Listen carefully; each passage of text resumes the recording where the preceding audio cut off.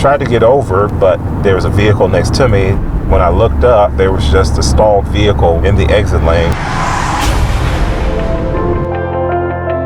After I hit the vehicle, I pulled up the Nexar app. Nexar detects a hard brake, and it automatically saves a 30-second clip of that incident.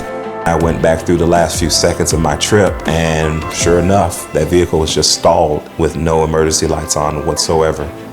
Luckily, because I had my Nexar dash cam and showed it to the police officers on scene, I was not cited for any ticket or anything like that. And once I got my police report, it stated exactly what the Nexar recorded. The moment my car starts and turns on, Nexar turns on itself too. Literally plug and play. It's powerful, but it's a very simple setup. They literally thought of everything. Had I not had that Nexar dash cam, I probably still would be going back and forth, fighting in court over whose fault it actually was.